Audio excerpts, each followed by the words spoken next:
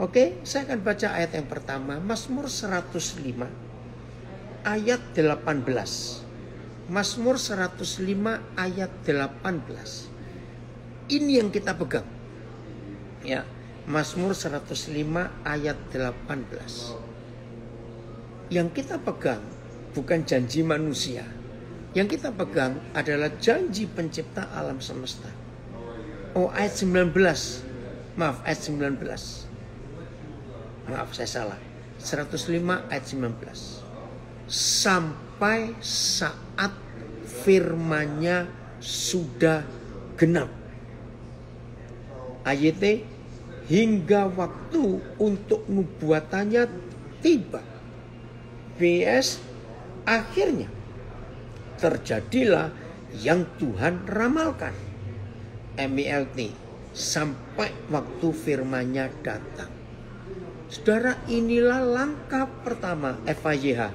Sampai tibalah saatnya bagi Tuhan untuk menepati janjinya. Saya ulangi lagi. Sampai tibalah saatnya bagi Tuhan untuk menepati janjinya.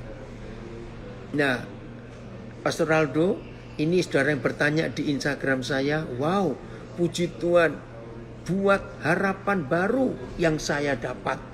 Puji Tuhan, kesaksian ini memberkati. Nah, begitu pula warga binaan yang menanti janji Tuhan, sabar sampai saat firman-Nya sudah genap. Jadi kita tidak pegang janji yang lain, tapi janji Tuhan dalam hidup kita.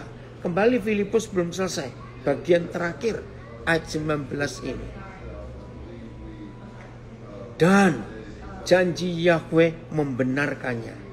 Firman Yahweh telah menguji dia. Oke, ia dibenarkan oleh perkataan Yahweh. MELT, firman Yahweh memurnikan dia. FAYH Filipus. Ini Tuhan itu ingin menguji kita. Tuhan telah menguji kesabarannya. Nah, ada dua hal yang kita harus lakukan. Kalau saudara dan saya ingin mengalami janji Bapa di surga. Satu, jangan ngatur waktunya. Jangan ngajarin dia harus begini begitu, jangan. Biarkan dia bekerja dengan caranya sendiri. Tadi lihat anak Yairus.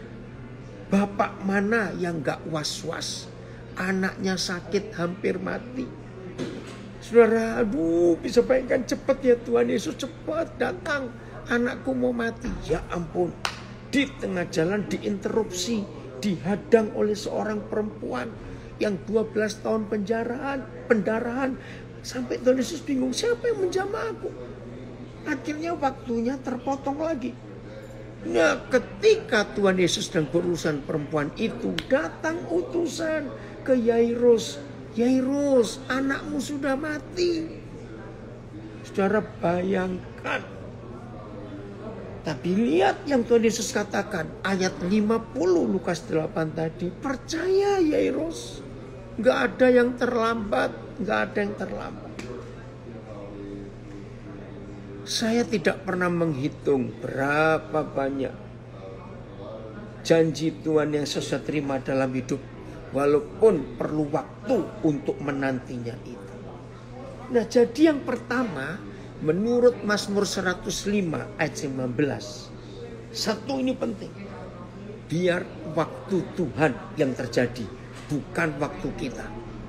Kalau saudara dan saya bisa berkata, Tuhan ini terlambat, Tuhan ini terlambat. Tapi kalau Tuhan berkata tidak, terus kita mau apa? Ingat Pengkhotbah 3 ayat 11. Segala sesuatu dibuat indah pada waktunya. Pengkhotbah 3 ayat 11 Filipus. Segala sesuatu dibuat indah pada waktunya. Jadi jangan memaksa. Pengkhotbah 3:11. Jangan memaksa. Ya, ia membuat segala sesuatu indah pada waktunya. Dia telah menjadikan segala sesuatu indah dengan indah pada waktunya. Maka telah dijadikannya segala sesuatu itu permai pada masanya. BS. Ia menentukan waktu yang tepat untuk segala sesuatu. Nah, BIS terjemahnya beda. Ia menentukan waktu yang tepat untuk segala sesuatu. TSI. Tuhan sudah mengatur supaya setiap hal terjadi tepat pada saat yang sudah ditentukannya. Maka itu yang sedang menanti sesuatu, jangan bilang terlambat. Tidak. Saya baca lagi TSI. Tuhan sudah mengatur supaya setiap hal terjadi tepat pada saat yang sudah ditentukannya. Ya sudah. Kalau memang begitu ya kita nantikan Tuhan.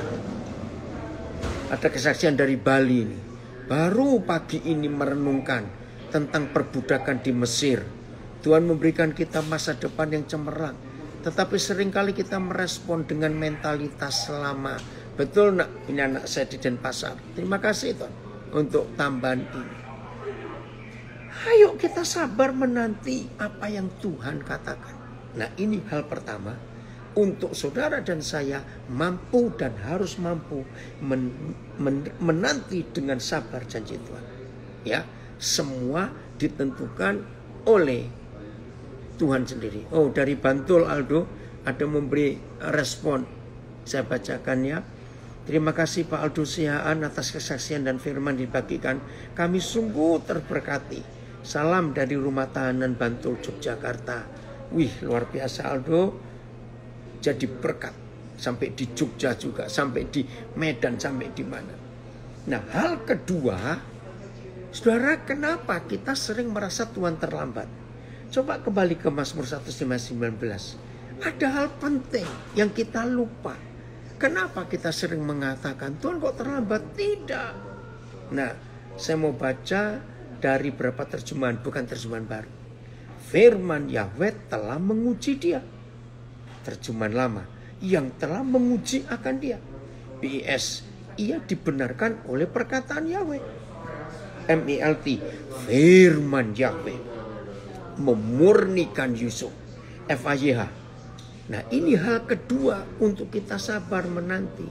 Tuhan telah menguji kesabarannya. Terima kasih Bapak, terima kasih.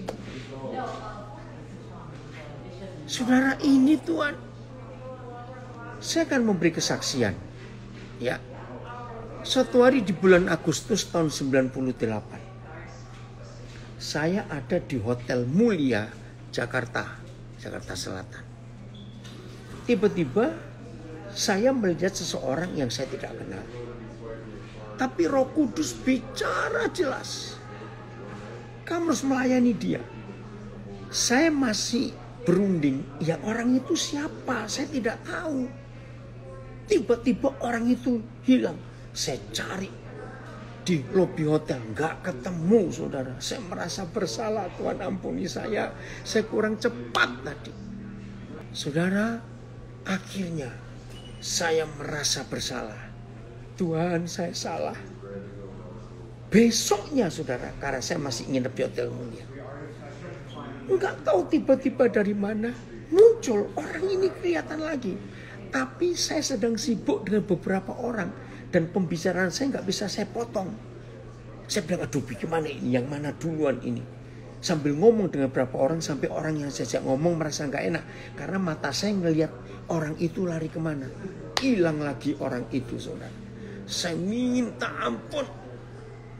Aldo, ada ini komen dari LP Martapura, Kalimantan Selatan. Begini komennya. Waktu Yahweh memang tidak mudah dimengerti. Suatu saat dari LPP Martapura, Lapas Perempuan ingin bersaksi tentang kebaikan Tuhan yang luar biasa. Oke, siap ya Pak Beni, Pak Filipus dan Pak Jeffrey. Jangan lupa dari Martapura akan beri kesaksian. Siap aja entah kapan. Oke, saya lanjutkan lagi. Saudara, saya berharap besok bisa ketemu orang itu. Ternyata nggak ketemu. Karena saya berdosa, saya bilang Tuhan ampuni saya. Tapi saya berdoa untuk orang ini. Tapi saya nggak ngerti doanya bagaimana, karena saya nggak tahu namanya siapa orang itu. Sampai satu titik sudah masuk tahun 99 akhir. Saya sudah capek berdoa. Papa ampuni saya nggak ketemu lagi orang ini di mana. Tapi Roh Kudus bilang, tetap Daniel, kamu akan kupertemukan dengan dia. Ya, oke, saya percaya. Tapi saya nggak tahu ada di mana. Ringkas cerita, saudara. Di suatu saat saya ada di Bandung. Saya diundang oleh The Gideons International, Alkitab yang bagi-bagi Alkitab, untuk seminar di hotel sebentar di jalan Terusan Pastur sebelah kiri. Kok saya lupa hotel. Nah, setelah istirahat makan siang, saya habis mengajar. Tiba-tiba saya lihat orang ini ada di hotel itu. Itu setelah 2 tahun lebih ya, Agustus 98. Nah, lalu ini Oktober 2000. Sudah nggak pakai ABC lagi, saya langsung tepuk pundak saudara itu. Saya bilang maaf. Apakah saudara tahun 98 bulan Agustus pernah nginap di Hotel Mulia? Dia kaget. Betul. Kenapa, Pak? Saudara, saya langsung tanya, namamu siapa, nomor teleponnya mana. Saudara, hari itu dia mengalami zaman Tuhan yang luar biasa. Saya dapat pernyataan dari Tuhan tentang orang itu, tapi saya nggak kenal siapa dan dari mana. Saya hanya minta, saya siap untuk jadi berkat buat orang itu. Saudara, hidupnya diubahkan luar biasa. Satu kali, saya masih ingat itu hari Lebaran.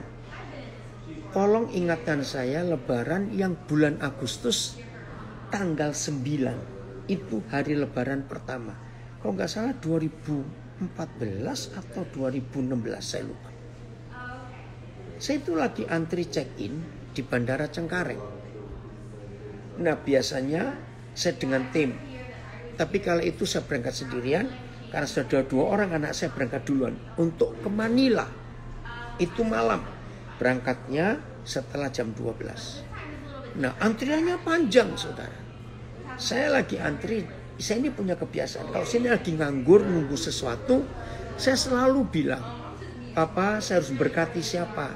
Nah, kalau di bandara saya antri, biasanya tukang sapunya, cleanernya, atau security, saya ajakin ngomong. Kalau lapar, saya ajak makan. Ya, tapi karena saya sendiri, saya nggak bisa ninggalin antrian. Lalu Roh Kudus bilang, kamu lihat ke sebelah kanan. Nah, saya naik Philippine Air. Nah, sebelah kanan check-in counter itu Cebu Pacific. Pesawat Filipina yang ke Manila juga, tapi lain. Ya. Nah, saya tanya, itu antriannya panjang juga, Papa. Yang mana yang saya harus temui nanti setelah saya check-in? Roh Kudus gerakan, lihat 3 orang. Oh ya, yang satu rambut panjang dikuncir, 3-tiganya pria. Baik Tuhan. Nah, dari 3 orang itu saya harus ketemu yang mana? Jelas Roh Kudus bilang yang baju kuning, yang kaos kuning. Oke Tuhan. Nah, karena counternya nggak jauh, saya tuh tanya, saya tuh nguping, mereka ini ngomong pakai bahasa apa? Sebab kalau lihat penampilannya, mereka ini bukan orang Indonesia. Saya pikir kalau nggak orang Thailand, orang Vietnam. Saya coba nguping, gak kedengaran, rame di bandara. Ya ampun, ternyata yang Cebu Pacific antrian 3 orang ini lebih cepat selesai. Saya masih di sini. Ya udah, saya pikir nanti saya akan cari mereka kalau di dalam, karena saya kelihatan 3 orang ini. Akhirnya mereka masuk duluan. Nah, saya sudah gelisah. Tuhan tolong supaya orang mereka ini jangan sampai hilang dulu. Walaupun saya tahu mereka juga sama-sama ke Manila, tapi saya tahu gate-nya beda. Ternyata lambat juga. Akhirnya saya masuk. Begitu saya lewat imigrasi, saya cari di mana orang ini. Saya cari Cebu Pacific itu di gate berapa. Nah, saya tahu gate saya ruangan tunggu saya berapa. Begitu saya lagi tolak-tolak, saya lihat 3 orang ini ada di toko bebas bea, duty free. Saya makin yakin ini pasti bukan orang Indonesia. Karena kalau orang Indonesia nggak mungkin ke toko duty free. Ngapain? Saya tunggu. Nah, sekarang saya antrinya lama, maaf. Saya tuh pengen kencing. Pas di belakang saya nunggu ini, toilet WC. Ya udah, saya masuk cepet-cepet. Ya ampun, begitu keluar, orangnya sudah tidak ada. Dan langsung saya dengar kabar, penumpang Cebu Pacific yang ke Manila langsung boarding. Tuhan ampuni saya salah. Itu hari Rabu malam. Kamis pagi saya tiba di Manila. Saya berdoa, saya minta ampun Tuhan, saya salah, kurang cepat Tuhan. Ya habis di mana saya antri sendirian. Ya udah. Saudara, begitu tiba di Manila hari Kamis, hari Jumat ada pelayanan. Nah, hari Sabtu itu tanggal 11. Ya, 10 atau 11 masih suasana lebaran. Saya itu diundang pelayanan ibadah oikumene di KBRI Manila, Kedutaan Besar Republik Indonesia di Manila. Nah, saya dijemput dari tempat saya nginap oleh gembalanya, Pak Redi, orang Bandung. Saudara, makasih Esman, lancar ya, nggak tahu Evi ya. Saudara dengar ini. Begitu saya buka mobilnya Pak Pendeta yang jemput saya, orang yang baju kuning saya ketemu di Bandara Cengkareng berapa hari sebelumnya ada di dalam mobil itu. Saya nggak masuk dulu karena saya masih mikir betul nggak. Terus Pak Pendeta bilang, ayo masuk. Baru saya sadar. Saya nggak tanya ABC. Maaf ya. Apakah saudara yang hari apa malam kamu berangkat dengan Cebu Pacific? Iya Pak. Nggak salah kalau gitu. Waktu itu kalian bertiga ya. Iya Pak. Yang satu pakai kuncir toh. Saudara, dia ini masih kaget-kaget. Lalu dia buka HP-nya. Dia tunjukkan foto mereka bertiga. Iya ini. Yang dua kemana? Dia masih gak bisa jawab. Akhirnya kami dalam mobil itu pada bingung semua. Ini ada apa? Ceritanya bagaimana? Nah, saya cerita di situ, saudara. Semua dalam mobil itu kaget. Saudara tahu kenapa Tuhan bilang yang baju kuning? Karena mereka ini perjalanan dari Indonesia mau ke Korea Selatan lewat Manila. Nah, yang dua pakai pesawat lain, yang satu baju kuning itu pakai pesawat lain. Nah, ternyata yang dua berangkat ke Seoul, yang satu ini ketinggalan karena pesawat yang ditumpangi nggak bisa berangkat karena hari itu di Filipina, di Manila ada badai besar sehingga bandara tertutup. Coba bayangkan, luar biasa itu. Ternyata yang saya omongin ada di Instagram ini. Sorry ya Charles, Papa ngomongin kamu. Nah, itulah contoh-contoh kita menerima janji Tuhan. Nah, yang di Instagram bisa lihat itu. Ada yang ngaku itu yang baju kuning, ada di Instagram saya. Saudara, pokoknya luar biasa. Nah, saya harap begini ya. Kalau saudara dan saya menerima janji Tuhan, jangan hanya untuk keuntungan dan kepentingan kita sendiri. Lihat dua kesaksian yang saya ceritakan ini. Saya menantikan janji Tuhan bukan untuk saya. Untuk orang lain yang memerlukan Tuhan. Ini yang Tuhan minta. Banyak hal dalam hidup saya. Saya mendapat banyak janji Tuhan untuk orang lain. Tapi saya harus mewakili Tuhan untuk menggenapi janji Tuhan buat orang-orang itu. Ini yang Tuhan inginkan atas kita. Nah, ini di Instagram ada hamba Tuhan, kakak rohani saya, Pak Timotius Sugeng Tanang. Tadi kira-kira 4 jam yang lalu saya telepon dia. Nah, kenapa telepon? Ini lagi hal yang luar biasa. Kemarin ya, kami suami istri nginep di Hotel Hilton yang di pusat kota Philadelphia. Istri saya tunggu di lobi, saya lagi naik ke kamar ngambil sesuatu. Begitu saya turun dan mau menuju ke tempat istri saya duduk, tiba-tiba ada orang panggil saya. Koden, Koden. Loh, kan kaget, siapa ini? Nah, saya nggak kenal karena mereka pakai masker. Ternyata ini suami istri yang sudah lama kami kenal. Mereka lama cari kami. Kemarin itu mereka baru tiba dari Indonesia. Begitu dari bandara langsung check-in di hotel yang sama kami nginap. Bayangkan. Nah, yang saya heran, saya tuh nggak pakai batik. Kemarin saya pakai jaket, ini winter. Saya pakai topi, pakai jaket, dan saya pakai masker. Kok bisa dia tahu kalau itu saya? Ringkas cerita. Dan lebih hebatnya lagi, ternyata kami dengan kamar mereka berseberangan.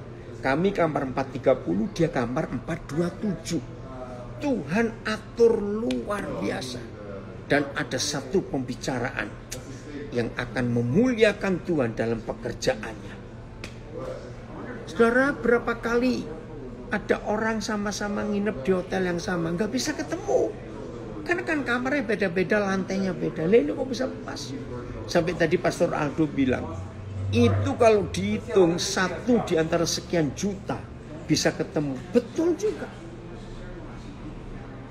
Kiranya kesaksian-kesaksian ini menyadarkan setiap kita bahwa ada banyak janji Tuhan yang kita nantikan. Tapi saya harap jangan hanya untuk kepentingan dan keperluan kita dan keluarga kita saja. Ayo saudara, kita menantikan janji Tuhan untuk memberkati banyak orang. Yusuf yang kita baca di Mazmur 105 ayat 19 itu tentang Yusuf. Penantiannya lama. Dia nggak tahu harus kapan tercapai. Bukan untuk dia, tapi untuk satu bangsa yang harus diselamatkan. Dan kalau Yusuf tidak mengalami penderitaan itu, bangsa ini punah di dunia. Perhatikan baik-baik. Siapa bangsa itu? Israel. Mari kita buka Kejadian 45. Kejadian 45 mulai ayat yang kelima. Langsung saja. Wih, luar biasa ini Kejadian 45 ayat 5. Nah, saudara, ayo mulai hari ini.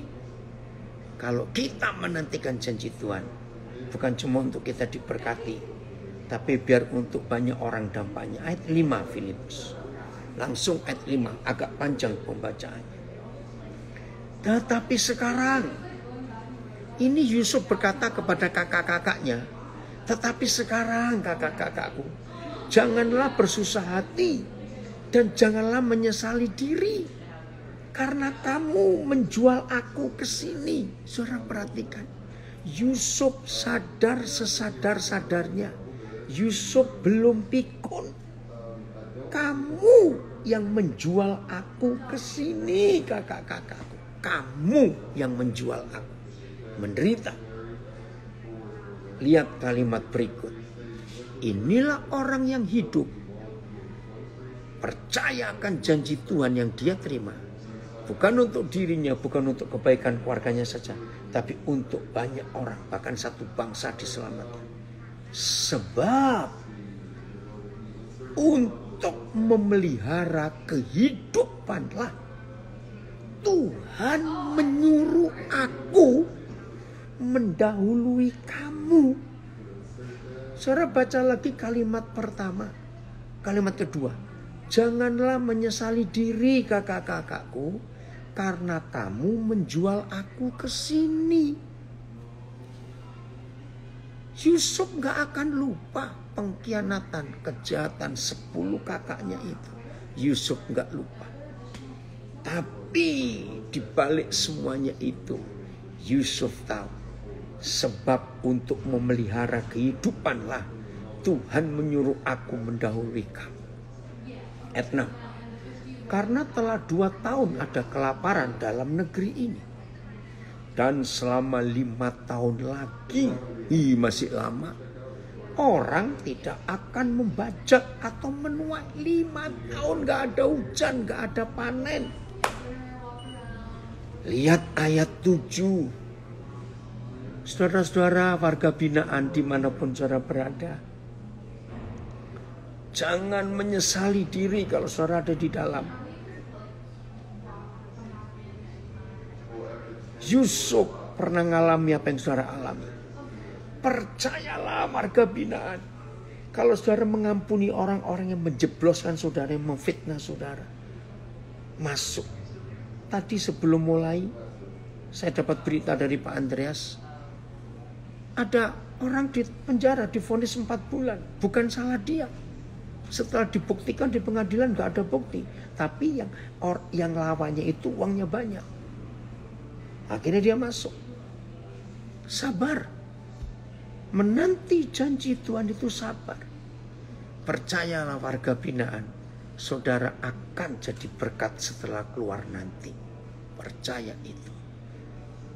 Wih, lihat ayat 7. Maka Tuhan telah menyuruh aku mendahului kamu untuk menjamin kelanjutan keturunanmu di bumi ini dan untuk memelihara hidupmu sehingga sebagian besar daripadamu tertolong. Saudara baca baik-baik ayat 7 Kejadian 45. Kalau tidak ada Yusuf yang mengalami penderitaan, disiksa seperti itu di penjara, Israel punah sejak zaman Yusuf itu. Punah. Papa, ajaib perbuatan. Jadi kalau saudara dan saya mau hidup, betul janjinya seperti fajar pagi hari. Benar, nggak pernah terlambat bersinar. Terima kasih Stefanus. Ini loh yang Tuhan ingin. Kalau saudara dan saya menerima janji Tuhan, dampaknya untuk orang lain. Eki, nikmati ya. Papa dengar kamu ada di rumah sakit. Nikmati nak. Belajar dari hidup Yusuf ini. Semangat tetap. Papa di surga ingin bicara padamu. Ini ada anak saya dengar sudah 2 hari di rumah sakit. Jangan takut. Eki, dengarkan firman Tuhan. Lihat ayat 8. Ini lebih gila lagi. Ayat 8. Oke, ini dari Manado ada komen. Betul. Menanti janji Tuhan itu passwordnya sabar. Terima kasih Senta. Sabar. Ada komen dari Bandung. Iya Pak. Sepanjang kisah hidup tokoh-tokoh Alkitab, penggenapan janji Bapa selalu berkaitan. Bagaimana penggenapan itu, penggenapan itu related, ada hubungan ya, untuk menjadi berkat bagi yang lain. Abraham yang dengan warisan dan teladan iman. Zakaria menantikan janji Tuhan tentang anak Yohanes, juga untuk jadi berkat bagi orang lain. Bahkan janji Yahweh sendiri tentang Yesus. Thank you Pak untuk terus memperbaiki paradigma saya. Amin. Ayo. Jadi tolong rekan-rekan saya, para pengkhotbah, para hamba Tuhan, kalau mengajar jemaat tentang coba saudara percaya janji Tuhan, jangan cuma untuk diriku dan keluargaku. Lanjutkan. Janji Tuhan untuk kita harus berdampak untuk orang-orang lain dalam hidup kita. Lihat ayat 8. Wih saudara, betul Erwin Bola, mindset new 2022. Betul. Jangan untuk aku, berkati aku, tolong aku, usahaku, bisnisku, anakku, cucuku, mantuku, anjingku. Maaf, stop. Ayo kita mikir orang lain. Ayat 8, saya ingin semua kita sadar. Jadi kakak-kakakku, Ruben, Simeon, Lewi, Yehuda, semuanya saya nggak hafal nama mereka 10. Jadi bukanlah kamu yang menyuruh aku ke sini, tetapi Tuhan. Ini kan gila kalau kita pakai bahasa Jakarta. Jelas kakak-kakaknya menjual Yusuf ke Mesir. Tapi Yusuf tahu bukan kamu. Tapi Yahweh Tuhan yang menyuruh aku. Ada komen lagi di IG. Thank you Pak. Janji Tuhan bagi kita berdampak bagi orang lain. Amin. Luar biasa ini saudara. Maka itu siapa yang sedang tidak sabar hari-hari ini menanti. Sabar saudara, sabar. Saya ulangi ayat 8. Jadi bukanlah kamu yang menyuruh aku ke sini, tetapi Tuhan. Nah lihat, inilah satu-satunya pribadi di perjanjian lama yang mewakili 3 pribadi kekal. Bapa, Putra, Roh Kudus. Lihat. 1. Dialah yang telah menempatkan aku sebagai papa bagi Firaun. Yahweh Abba. Yusuf itu mewakili papa di surga bagi Firaun. 2. Dialah yang telah menempatkan aku sebagai Tuhan. Tuhan. Menjadi Tuhan atas seluruh tanah Mesir. 3. Dan, maaf, ayat 8. Dan sebagai kuasa, ini Roh Kudus. Menjadi tuan atas seluruh istananya. Dan menjadi penguasa, itu Roh Kudus, atas seluruh tanah Mesir. Betul, Hendrik. Aduh, luar biasa. Bila Yahweh sudah berjanji, dia harus, sekali lagi harus menepatinya. Itulah dahsyatnya Yesus Tuhan kita. Ini Pak Hendrik, saudara kita dari Atlanta, Amerika. Betul. Inilah Tuhan kita yang luar biasa. Terima kasih Bapak, terima kasih. Rama, apa kabar Rama?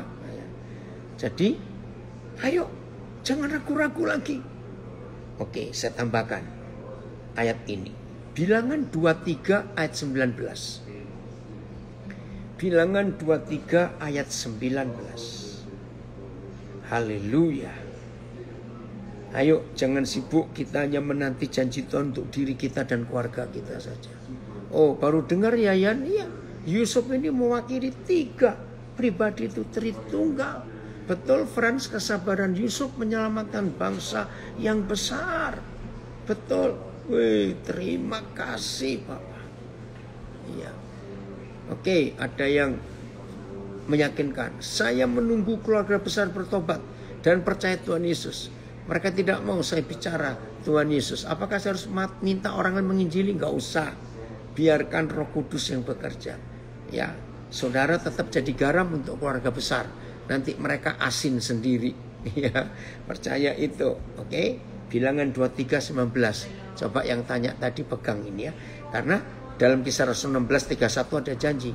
1 orang diselamatkan, maka seluruh keluarga diselamatkan. Nah, ini dia ya. Saya belum kenal Kristi Yedija. Oke ya. Bilangan 23:19. Tuhan bukanlah manusia sehingga ia berdusta. Tuhan juga bukan anak manusia sehingga ia menyesal. Masakan ia berfirman dan tidak melakukannya, atau berbicara dan tidak menempatinya? Nggak mungkin. AYT. Tuhan bukanlah manusia. Dia tidak akan berbohong. Tuhan bukan anak manusia. Dia tidak akan menyesal. Jika dia berfirman, dia melakukannya. Jika dia berbicara, dia menepatinya. Terima kasih Bapak. BIS. Tuhan tidak seperti manusia yang gampang menyesal dan suka berdusta. Bila Tuhan berjanji, pasti ia tepati. Bila ia berbicara, tentu akan terlaksana. Wih, terima kasih. FYH-nya Filipus. Inilah janji Bapa kita yang luar biasa. FYH. Tuhan bukan seorang manusia yang suka berdusta. Ia tidak akan berganti pikiran seperti kebiasaan manusia. Pernahkah ia berjanji tanpa menepatinya? Wih, itu Bapa di surga. Itu firman yang luar biasa. Tapi lagi sekali, bukan hanya untuk kepentingan kita dan keluarga kita saja. Ayo genapi janji-janji Tuhan untuk orang-orang yang ada di sekitar kita. Karena mereka gak kenal Tuhan kita, tapi mereka bisa melihat. Saya beri saksi lagi ya.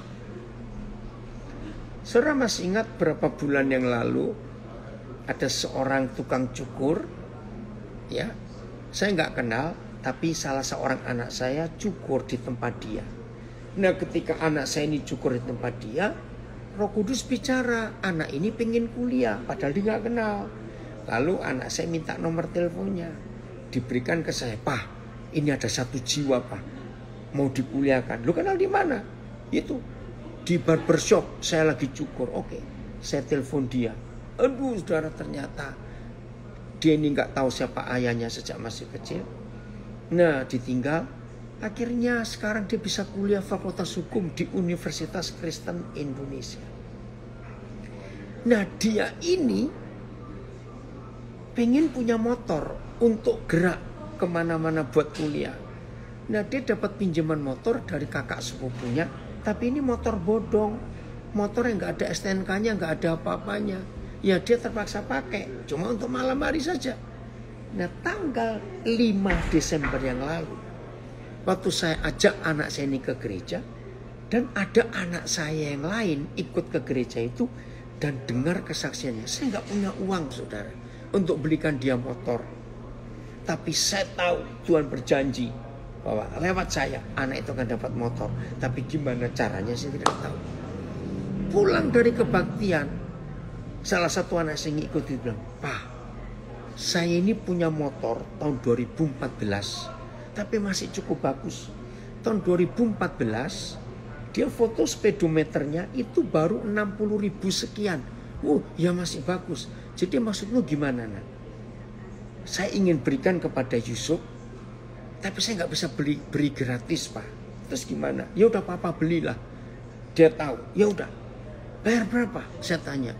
5 juta aja pak. Loh, saya bilang kok murah bener. 5 juta. Walaupun murah, saya belum punya uang. Gak apa-apa pak, saya berkati saudara saya itu juga. Aduh luar biasa. Toh saya juga sudah punya motor. Saudara luar biasa. Akhirnya kemarin saya cerita ke anak saya yang dicukur itu. Dan saya bilang, hari ini saudara, hari ini motor itu dibayar 5 juta. Nggak lewat saya, karena saya nggak punya uang. Lewat anak ini. Ini loh cara Tuhan. Saya terima janji untuk anak ini punya motor. Tapi saya nggak tahu bagaimana caranya. Lihat kalau Tuhan bekerja untuk kita jadi berkat buat orang lain. Tuhan nggak pernah berdusta. Tuhan nggak pernah menyesal. Dia nggak pernah bolak-balik mulutnya. Maaf. Terima kasih Bapak. Terima kasih. Ajaib ya saudara. Maka itu hidup saya ini penuh dengan sukacita tiap hari itu.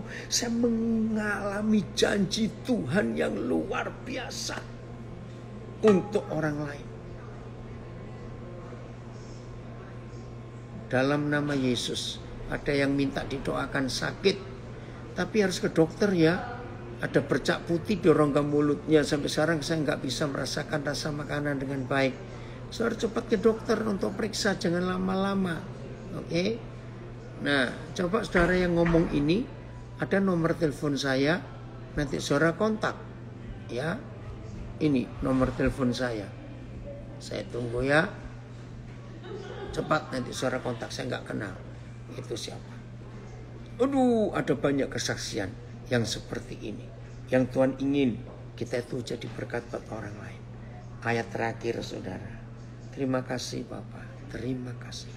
Biarlah kemanapun kita pergi, janji Tuhan mengikuti kita. Dan kita boleh mengalami kasih Tuhan yang luar biasa. Salah seorang anak saya namanya Renaldo Ginting.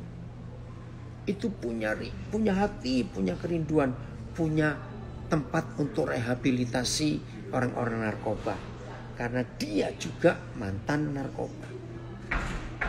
Saya menanti janji Tuhan. Kapan Tuhan anak ini menggenapi visi yang Tuhan berikan? Ringkas cerita saudara. Boleh aja siapa itu ya. Ringkas cerita. Ada seorang polisi sudah pensiun di Singkawang. Nawarkan rumah ke anak saya. Namanya Eben Pani. Ya udah saya bilang tawar dan kalau boleh dicicil. Saya bilang gitu karena saya nggak punya uang cash. Nggak tahu bagaimana bapak polisi ini mau. Rumahnya dihargai sekian dan saya cicil. Puji Tuhan sudah lunas. Sekarang rumah itu di Singkawang, di Kecamatan Pajintan, sudah jadi panti rehabilitasi. Sudah ada berapa orang direhab di situ. Ada tim yang menangani. Jadi saya beli rumah itu bukan untuk saya. Untuk menyelamatkan jiwa-jiwa yang hancur karena narkoba itu. Nah inilah yang Tuhan inginkan. Dalam hidup kita banyak orang yang gak kenal Tuhan kita. Tapi Tuhan ingin memberkati mereka lewat kita. Dan terimalah janjinya. Nantikan dengan sabar. Supaya orang-orang itu keberkatan juga gara-gara kita. Wih, ada banyak yang saya bisa saksikan dalam hidup ini. Bagaimana menjadi berkat. Ayat yang terakhir. Saya cari dulu ayatnya ya. Supaya Tuhan dipermuliakan. Matius 7 ayat yang sebentar. Ini banyak orang salah. Ayat 7. Ya. Matius 7 ayat 7. Mulai hari ini biarlah ayat ini jangan kita salah gunakan. Ya. Matius 7 ayat 7. Ini ayat terakhir. Matius 7 ayat 7. Jadi kalau ada orang Singkawang, ya, cari Kecamatan Pajintan, itu di situ pantinya. Mintalah, maka akan diberikan kepadamu. Carilah, maka kamu akan mendapat.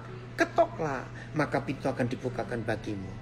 Mulai hari ini, maaf saya pakai kalimat jelek, jangan ada lagi yang memperkosa ayat ini hanya untuk kepentingan diri sendiri.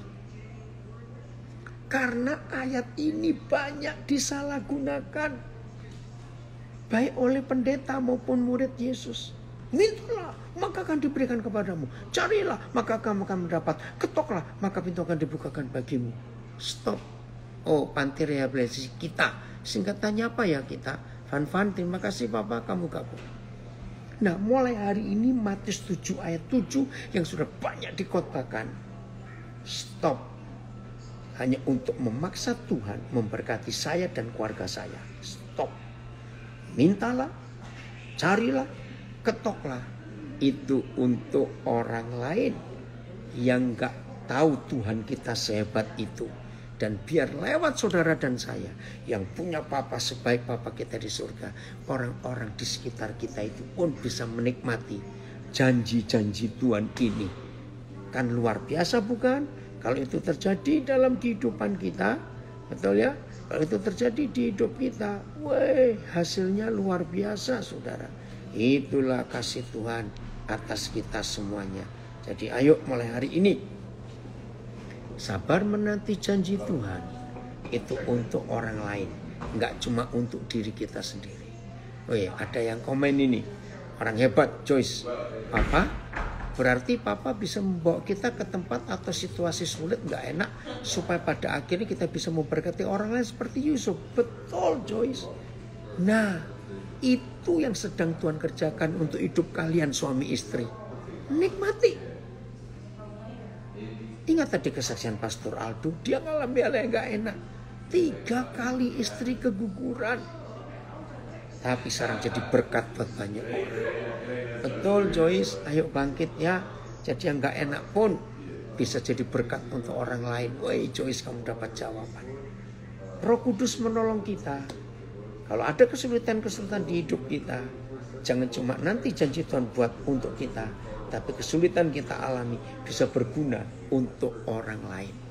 Wah, luar biasa kalau semua murid-murid Yesus mau seperti Yusuf, dunia penuh kemuliaannya, dan banyak orang yang tahu siapa Tuhan kita yang luar biasa. Shalom untuk semuanya dan Tuhan memberkati kita semua.